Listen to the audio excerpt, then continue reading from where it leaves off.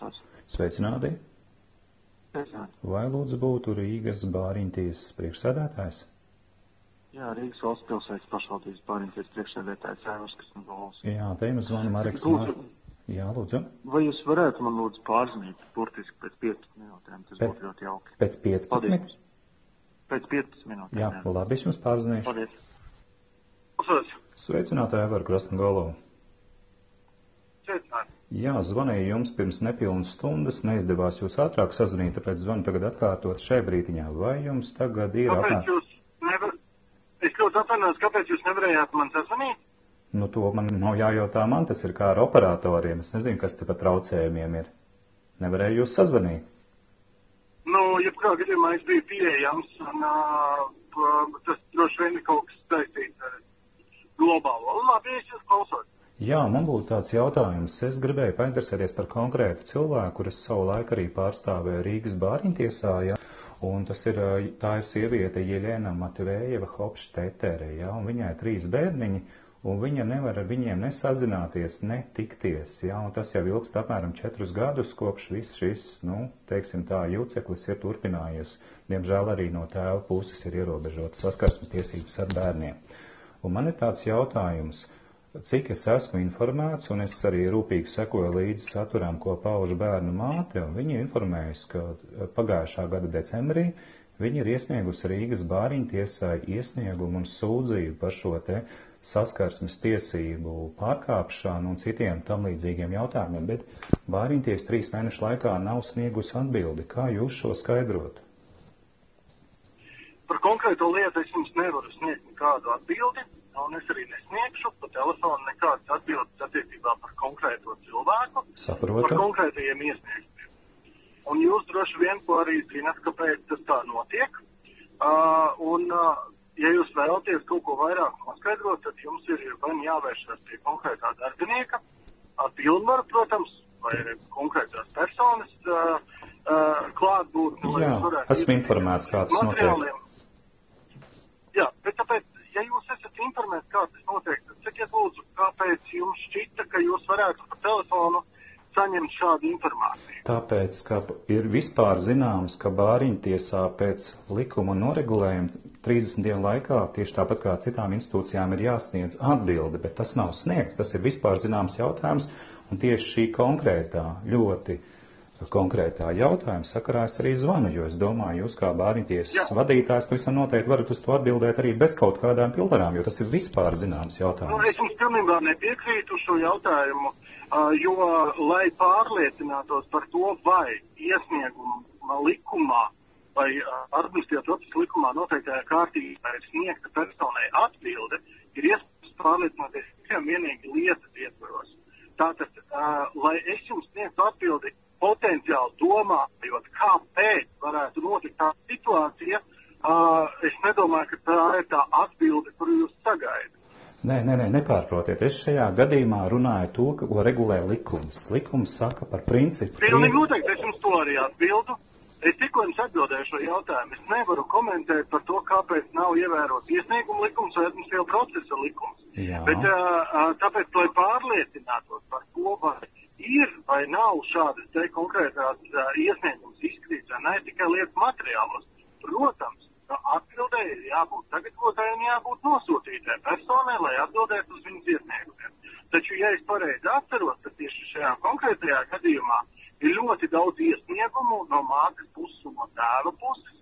Un tas nozīmē tikai to, ka, lai pārliecinātos tieši par kuru jūs iesniegumu interesējaties, tā ir tikai vienīgi iepazīšanās ar lietu materiāliem. Jā, es saprotu. Protams, ka es jums nekādā gadījumā neprasu un nemudinu jums sniegt konfidenciālu informāciju, kas ir saistīta ar konkrēto decembra iesniegumu, bet es, kā jau teicu, sacīju, ka interesē konkrētā attieksme, ko regulē likums, un likums nav ievērots, jo es dzirdēju, ko jūs teicāt, es sapratu, ko jūs teicāt, ja, un tomēr ir jābūt kaut kādai noteiktībai, paredzamībai, dzīve iet uz priekšu. Pilnīgai noteiktībai, es ļoti atvainojos.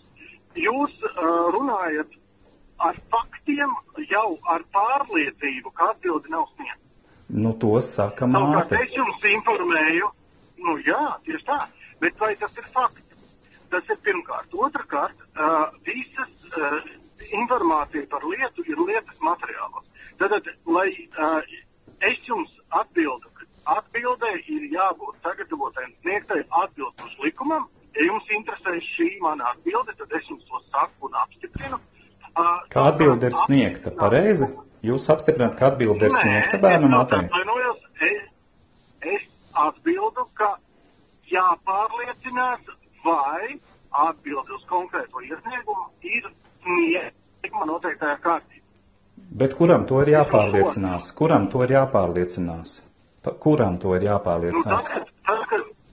Es ļoti atvainojos, ne jau par telefonu pirmām kārtām, un otrkārt, mammai bija pilnīgas tiesības, un joprojām šādas tiesības pastāv. Ja viņa nav guvusi atbildi uz savu kādu iesniegumu pēc būtības, tad viņai ir tiesības gan vērsties pārsūdzēt bāriņtiesas faktisko rīcību administratīvā rajona tiesā, gan arī vērsties bāriņtiesā un noskaidrot apstākļus, vai šāda atbilde ir vai nav sniegta. Piemēram, viņa nav saņēmusi viņu tāpēc, ka viņai tā ir nosūtīta, nezinu, varbūt uz nepareizu adresi, varbūt uz pareizu. Bet es nesaprotu šobrīd.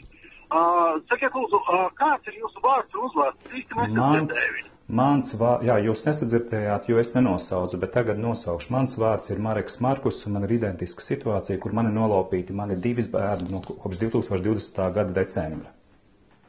Mēs citu pārstāvu, un es esmu, kā jau teicu, bijis arī Rīgas bāriņtiesā un pārstāvējis arī Jeļenu Matvējevu Hopšteteri. Ļoti jauki. Tātad jūs jau no 2020. gada, ja es pareizi? Jā, decembra. Tieši tā, Covid afēras laiks. Jūs kopš 2020. gada ļoti labi pārzinat un zinat, kādi ir procesi bāriņtiesas likumā, bāriņtiesas darbības likumā, administratīvā procesa likumā. Bet ar to jums ir pilnīgas tiesības un iespējas šīs tiesības īstenot, un jūs zinat, ka ne pa telefonu, nekā savādāk, kā tikai pārliecinoties lietā, ir iespējams noskaidrot kaut kādas apstākļus. Tā ir skaitā tas, ko jūs jautājāt man. Jā, nu saprotiet pareizi. Es taupīšu jūs un arī savu laiku, bet pateikšu vienkārši.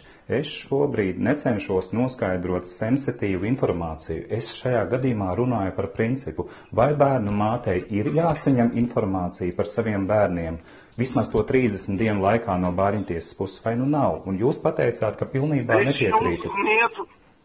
Nē, es jums tā neteicu. Pašā sākumā jūs teicāt, ka pilnībā nepiekrītat tam, ko es paudu attiecībā uz manis pausto jautājumu, vai bāriņtiesai bija jāsniedz 30 dienu laikā vai nebija.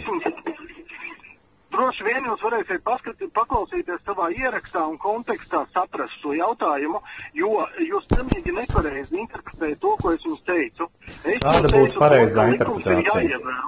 Likums jāievēro, bet likums no bāriņtiesas puses nav ievērots, un jūs kā vadītājs to dzirdat 3 mēneši pagājuši.